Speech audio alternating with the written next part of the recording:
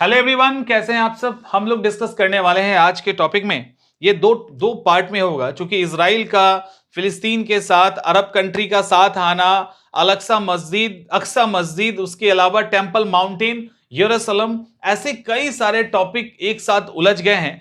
As a student हमें कुछ चीजें क्लियर होनी चाहिए। सिर्फ फैक्ट्स पढ़ लें, एग्जाम में जाके लिख दे, सिर्फ इतना ही नहीं।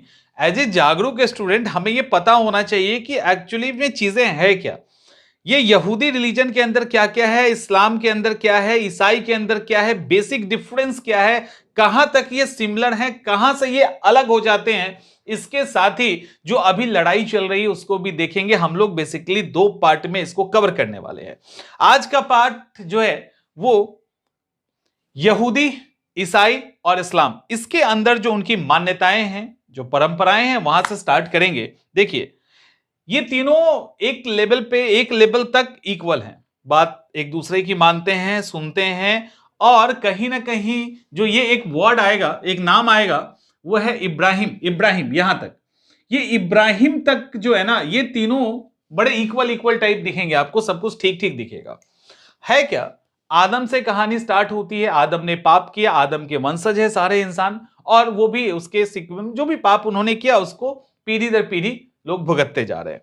और इस्लामिक अगर बिलीफ की बात करें, मान्यता की बात करें, तो जो आदम से सीरीज शुरू हुआ है वो मोहम्मद साहब पे जाके रुक गया है। आदम से जो सीरीज शुरू हुई वो मोहम्मद साहब पे जाके पैगंबर के रुक गया है। और जो ईसाई है उसके ठीक पहले ईसा पे जाके रुक जाते हैं। ठीक से समझिए, ईसाई ईसा पे जाके रुक जाते हैं, और जो यहूदी हैं वो मूसा पे जाके रुक जाते हैं। एक एक करके देखेंगे तो ये जो आपके सामने लिस्ट है, आदम का, इदरिस, नूह, हुद, सालेह, इब्राहिम, लूत, इस्माइल, इसहाक, याकूब, इसके अलावा यूसुफ, अयूब, सोएब, मूसा, हारून, जुल, किल्फ, दाऊद, सुलेमान, इलियास, अल यासा, यूनुस, जकरिया, यहिया, ईसा और मोहम्मद साहब। तो ये पैगंबरों की सूची है, जो मोस्ट पैगंबर जो है, जिनका लिस्ट है, उनकी यहां पे आपके पास सूची लिस्ट है। इस लिस्ट को जब आप ठीक से और देखोगे, इस लिस्ट में आपको कुछ पैगंबर को ध्यान से देखना है। उनमें एक इब्राहिम है, इस्माइल, इसहाक, याकूब, मूसा, ईसा और मोहम्मद साहब। इतने से आपको अभी मतलब है। आदम तो सबसे ऊपर में है, उनका सबसे लेना देना है, लेकिन यहां पे चीजें बदलेंगी। ये जो इब्राहिम, इस्माइल, इसहाक, याकूब, मूसा, ईसा, मोहम्मद साहब, इनको ठीक से देखिए। इसमें जो इब्राहिम है ना, इब्राहिम, तो इब्राहिम एक सेंटर है। कहा जाता है अल्लाह ताला जो ऊपर वाले हैं, गॉड हैं, वो इनसे बड़ा प्यार करते थे। तो इनको उन्होंने आशीर्वाद दिया कि तुम्हारी ही पीढ़ी के जो लोग होंगे आगे के पैगंबर होंगे। देखिए, एक बार मैं क्लियर कर दूं, रिलीजियस मान्यताएं और भी सॉरी हो सकती है, और भी कुछ अलग अलग मान्यताएं हैं, कुछ अलग अलग कहानियां हैं, तो उसके अंदर हम नहीं जा रहे। ये प्योर एजुकेशन से रिलेटेड वीडियो है, उसके अकॉर्डिंग हम लोग बात करेंगे। तो इब्राहिम की बात करते हैं, तो इब्राहिम को ही बोला गया ऊपर वाले का। उनको क्यों आया वो भी हम लोग देखेंगे, क्योंकि उनसे बहुत खुश हो गए थे, और उसके कारण उनको वरदान दिया कि तुम्हारी पीढ़ी के जो लोग होंगे वही आगे पैगंबर बनेंगे, ऐसा कहा गया उनको। यहां पर इजराइल एक वर्ड आता है। इजराइल देश है ना, देश का नाम जो इजराइल है, उसके पीछे भी कहानी है, वहां पे भी यही जुड़े हुए हैं। जो इब्राहिम है, इब्राहिम के एक वंशज है जिनका नाम था इजराइल, और इब्राहिम के वंशज जो इजराइल थे, उनका नाम जो इजराइल थे, उनका एक और नाम था, वो याकूब। देख रहे हो, इब्राहिम के ही वंशज हैं याकूब, इन्हीं का नाम इजराइल भी था, इन्हीं के नाम पे आज इजराइल देश पड़ा है। तो ये जो याकूब हैं, इन याकूब के जो इजराइल थे, जो याकूब थे, इनके 12 बच्चे। ठीक है, इनके 12 बच्चे। इन 12 बच्चों ने क्या किया, अपना अलग अलग कबीला बना लिया। इस अलग अलग जब कबीला बनाया, इसमें एक बेटे का नाम था यहूदा, एक बेटे का नाम यहूदा है। ठीक है, यहूदा को हम लोग जुडाह भी कहते हैं। तो वो यहूदा ने क्या किया, यहूदा को जो फॉलो करने वाला कबीला था और उनके जो फॉलोअर थे, वहां से यहूदी जाति ओरिजिनेट होती है। फिर से समझिए, ये इब्राहिम है, इब्राहिम के वंशज याकूब है, याकूब का एक और नाम इजराइल है, जिससे इजराइल देश का नाम इजराइल पड़ा, और यहूदी वही है ना, इजरायली यहूदी ही है ना। तो याकूब के 12 बेटे, उन 12 ने अपने अपने कबीले बनाए, उसमें एक यहूदा है।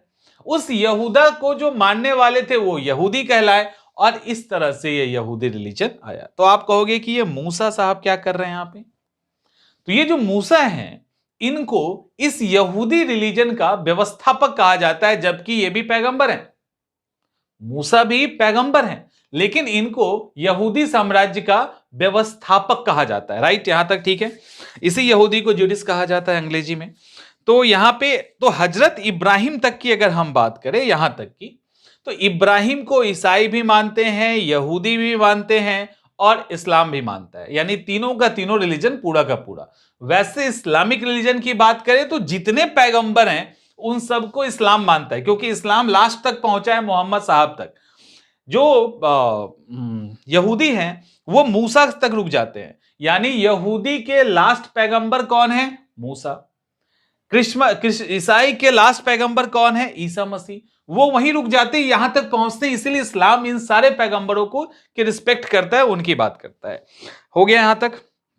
एक और है यहां पे, जो यहूदी लोग हैं, खास करके यहूदी लोग, अच्छा यहां पे बात यहूदी की हुई थी, ओके। ये इब्राहिम, याकूब और मूसा, यही बात हो रही थी ना। जो यहूदी लोग हैं उनकी संख्या काफी कम है। अब आपके मन में आएगा कि इतनी संख्या कम क्यों है? तो यहूदी लोग धर्मांतरण में, यानी रिलीजन कन्वर्ट करवाने में, कन्वर्जन में विश्वास नहीं करते हैं।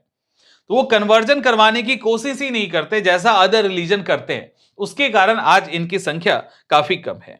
तो ये सारे फैक्ट्स आपके यहूदी रिलीजन ओरिजिनेट कैसे हुआ, इस पे आई थिंक अभी तक क्लियर हो गया होगा।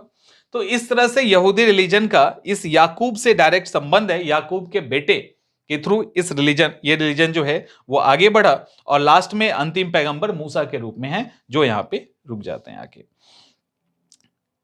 ये ओके, यहूदी लोग कुछ ऐसे दिखते हैं, दिख रहा है? यहूदी लोग का जो गेटअप और ड्रेस होता है कुछ इस तरह का होता है।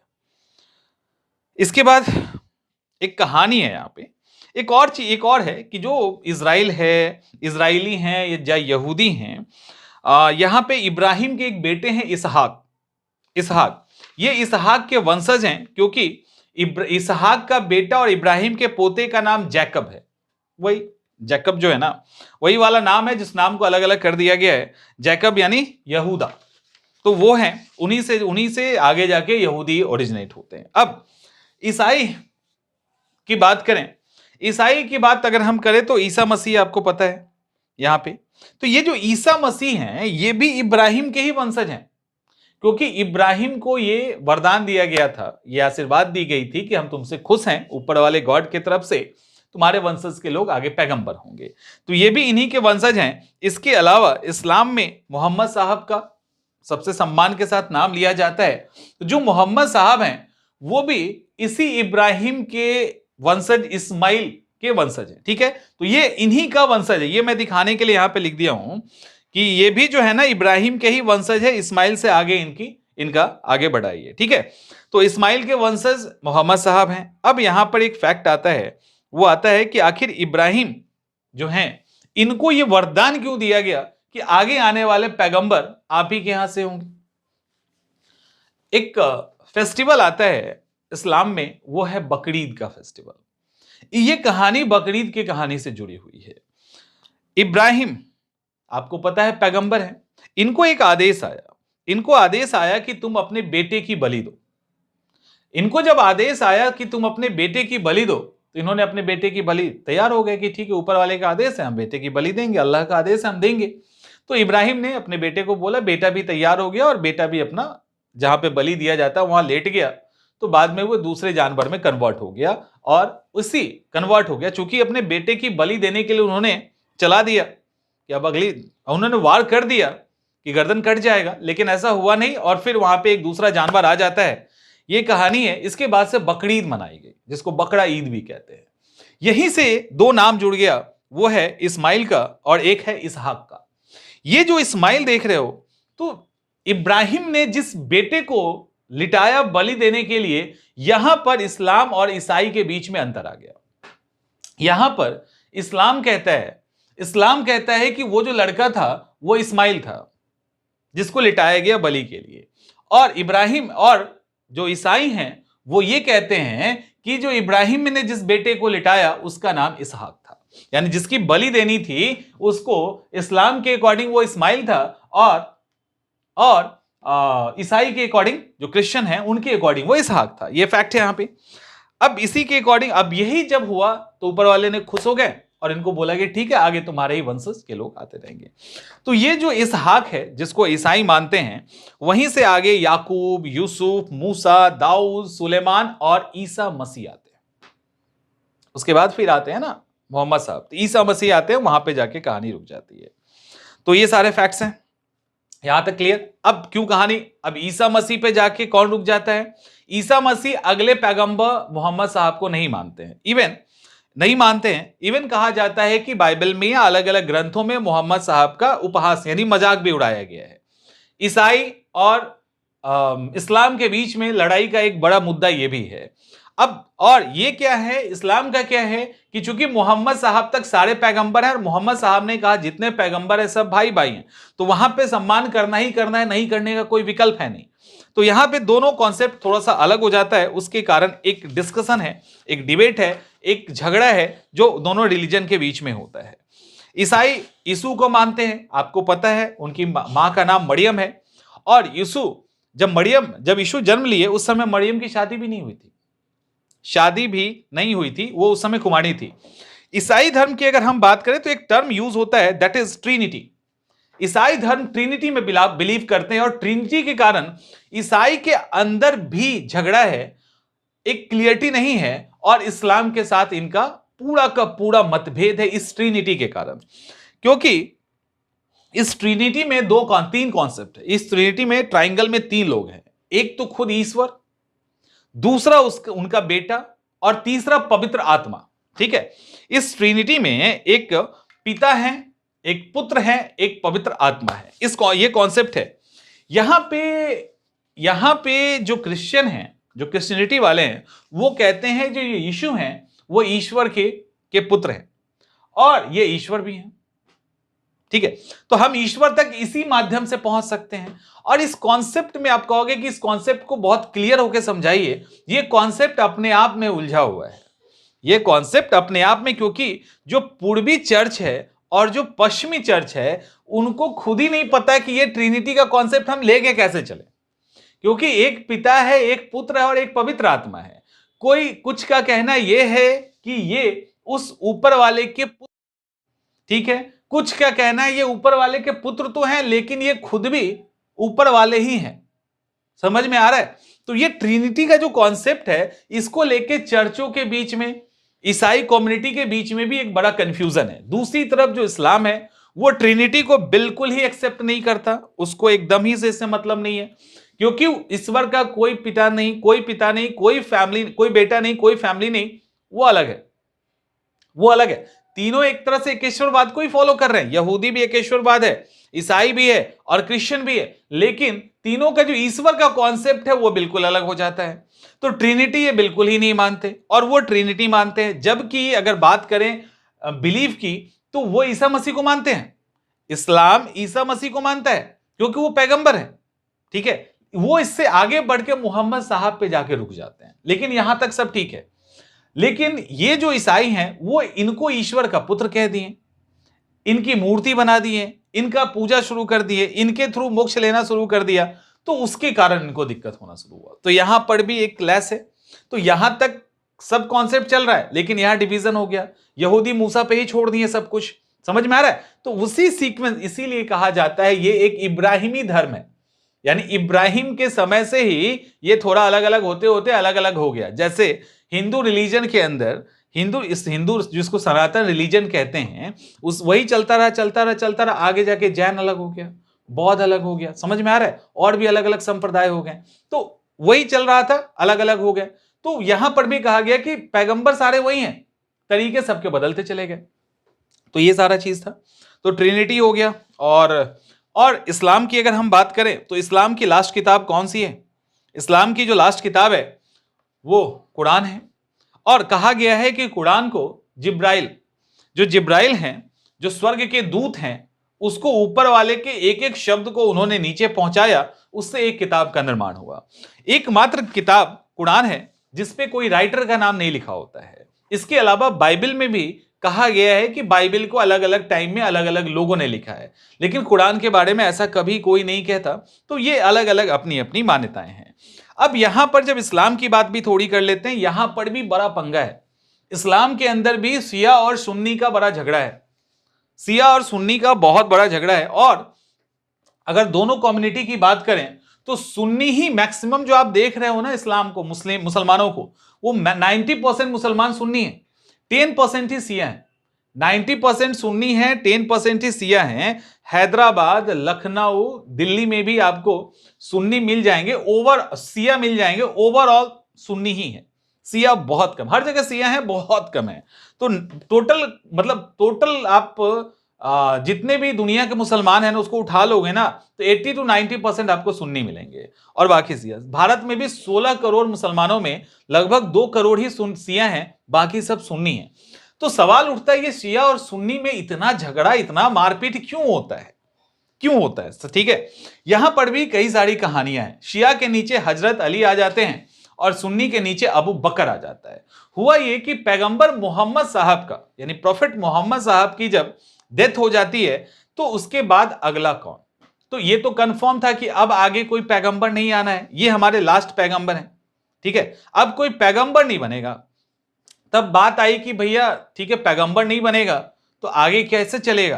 तो बात आई कि हम खलीफा बनाते हैं। ठीक है, हम खलीफा बनाते हैं। तो 4 लोगों को खलीफा बनाने की बात चली।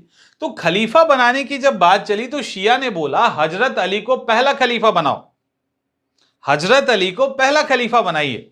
लेकिन सुन्नी ने कहा नहीं, हम अबू बकर को पहला खलीफा बनाएंगे। यहीं पे झगड़ा शुरू हुआ और सुन्नी की संख्या अधिक थी, उन्होंने हजरत अली को लास्ट के चौथे खलीफा बना दिया। ठीक है, तो लास्ट का चौथा खलीफा बनाया। पहला खलीफा इन्होंने अबू बकर को बनाया, दूसरा उमर को बनाया, तीसरा उस्मान को बनाया। तो पहला अबू बकर, दूसरा उमर और तीसरा उस्मान, और चौथे पे इनको रख दिया। जबकि सिया के कॉन्सेप्ट से आप देखेंगे, सिया की तरफ से देखेंगे तो वो हजरत अली को पहला खलीफा मानते हैं। अब चूंकि ये नहीं मानते, उसको लेकर अलग ही झगड़ा है। इतना ही नहीं, इसके अलावा हुसैन जो थे, एक और है, हुसैन जो थे, हसन और हुसैन को अली सिया मानते हैं। इसमें हुसैन जो हैं वो हजरत अली के बेटे थे और इस हुसैन को यजीद ने मार दिया। हजरत अली के बेटे हुसैन को यजीद ने मार दिया। ये यजीद नॉन इस्लामिक काम बहुत करता था, खुद को खलीफा घोषित करना चाहता था और बाद में किया भी। तो जब ये यजीद ने हजरत अली के बेटे हुसैन को मार दिया, उस हुसैन के मारने के कारण जो आरोप था उसने उन्होंने सुन्नी पे लगा दिया। और यही वो जो हुसैन मारे जाते हैं हजरत अली के बेटे, जिसके गम में तजिया निकाल के मुहर्रम मनाया जाता है, और ये मुहर्रम शिया के द्वारा मनाया जाता है। इसीलिए ये जो मुहर्रम का पर्व है वो शिया मनाते हैं, सुन्नी नहीं मनाते हैं। सुन्नी में आपको लगता है ये सुन्नी शब्द कहां से आया? सुन्नी का मतलब होता है सुन्ना, जीरो सुन्ना, ठीक है, जीरो वाला। अब यानी जो इस्लामिक परंपराएं थी, जो इस्लामिक रीति रिवाज था, उसको जो एज इट इज फॉलो करते हुए चले आए, जो पैगंबर मोहम्मद साहब का कहा हुआ था उसको जो फॉलो करते चले आए, उसको सुन्नी कहा गया।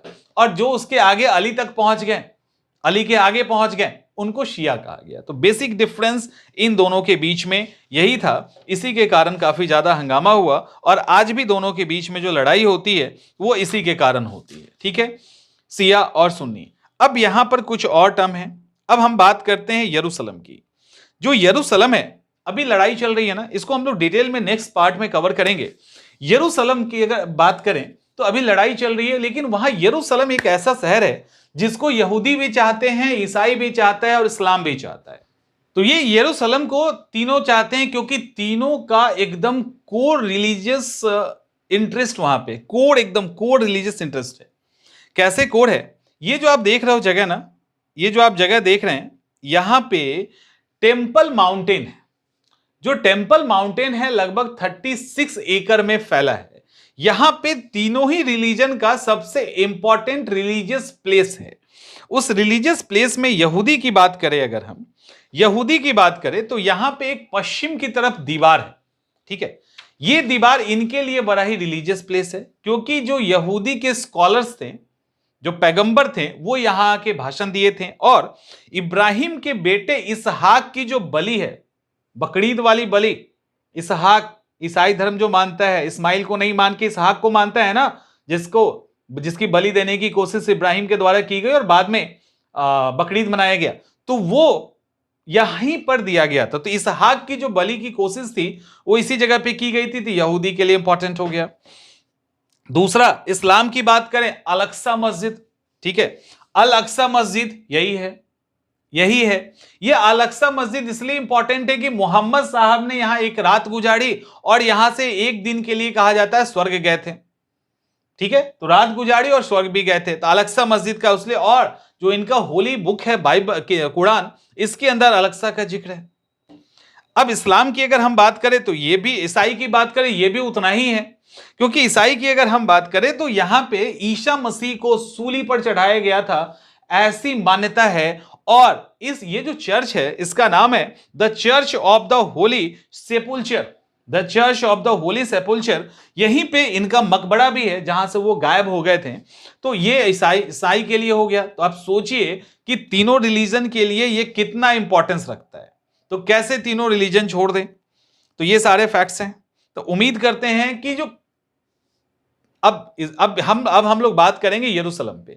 एक्चुअली यरूशलेम इजराइल की राजधानी है, सबसे बड़ा शहर है, और यरूशलेम वो जगह है जहां यहूदियों का जो पूजा स्थल होता है, जिसको सिनेगॉग कहा जाता है, वो 1204 इस तरह के सिनेगॉग वहां पे, यानी सबसे ज्यादा यहूदियों का सिनेगॉग है। उसके अलावा 158 के पास चर्च भी है और 73 के आसपास मस्जिद है। सिर्फ यरूशलेम की बात कर रहे हैं। यरूशलेम की बात हो रही, इजराइल का सबसे बड़ा शहर और राजधानी भी है। तो सबसे अधिक यहूदियों का, फिर क्रिश्चियन का, फिर ईसाई का, तो इस तीनों की मान्यताएं वहां पर है। और जो यरूशलेम, ये जो यहूदी हैं, ये देख रहे हो ना, इसको सिनेगॉग कहते हैं, और उनके देवता यहेवा या जेहोवा, तो ये उनके देवता का अलग अलग है। तो उसमें एक ये भी है, यहोवा, यहीबा कहा जाता है, जेहोवा भी कहा जाता है, यहेबा भी कहा जाता है, जहेबा भी कहा जाता है। तो अलग अलग नाम है। तो ये यहूदियों का के देवता का सिंबल है। और तो ये सारे फैक्ट्स है। समझ में आ रहा है क्या रिलीजियस कंफ्यूजन कहां से स्टार्ट हुआ? तो आप ना एक बार जब आप फिर से इसको देखिएगा, या अगर नोट करना हो तो नोट कर लीजिएगा। इब्राहिम, इस्माइल, इसहाक, याकूब, मूसा, ईसा, मोहम्मद साहब। फिर से एक छोटा सा ब्रीफ, इसमें इब्राहिम सेंटर में है, ठीक है। इब्राहिम को तीनों इक्वल मानते हैं। उसके बाद जो बलि दी, तो ईसाई कहता है, जो इस्लाम है वो कहता है कि इस्माइल ने को बलि दिया गया, और जो क्रिश्चियन और यहूदी है वो कहते हैं इसहाक का दिया गया। बाद में याकूब आते हैं, जिसका नाम इजराइल भी है, जिसके नाम पे इजराइल पड़ा। और याकूब के ही बेटे, जिसके नाम पे 12 बेटे में से एक बेटा जिससे यहूदी का ओरिजिनेट होता है। लास्ट यहूदी मूसा को अपना पैगंबर मानते, उसके बाद पैगंबर मानना छोड़ दिया। ईसाई आगे बढ़ते ईसा मसीह तक आते हैं, और ये सब ईसा मसीह हो या पैगंबर मोहम्मद साहब, ये सब इब्राहिम के वंशज है, क्योंकि अल्लाह ताला ने इस टाइम में उनको कह दिया था कि तुम्हारे ही वंशज आगे जाके पैगंबर बनेंगे, खुश है तुमसे, तुमने बलि दी अपने बेटे की। और लास्ट में ये ईसाई यहीं पे आके रुक जाते हैं, और जो इस्लाम है, जो इस्लामिक जो लोग हैं, वो मोहम्मद साहब तक जाते हैं और वहां रुक जाते हैं। इसके बाद मोहम्मद साहब के बाद सक्सेसर की बारी आई, तो सुन्नी ने तो कहा कोई नहीं होगा, हम सिर्फ खलीफा बनाएंगे, और शिया जो हैं अली को ले लेते हैं कि अली भी आगे जो बोलेंगे उसको हम फॉलो करेंगे। तो जो मोहम्मद साहब तक रुक गए वो सुन्नी हैं, और उससे आगे जो बढ़ गए वो शिया हैं, उनके बीच में। तो ये एक्चुअली रिलीजियस था, जो बिलीव है ना, और जो उनकी मान्यताएं हैं उसको लेकर झगड़ा सबसे अधिक है। तो उम्मीद करते हैं कि ये समझ में आ गया होगा। अब ये जब आपको समझ में आ जाएगा, तब अभी इजराइल का और फिलिस्तीन का जो झगड़ा है, उसमें अरब कंट्री क्यों कूद रहे हैं, अलग अलग कंट्री का इन्वॉल्वमेंट कैसे है, उसको हम लोग मैप के थ्रू क्लियर कल करेंगे। ठीक है, मिलते हैं अगले वीडियो में।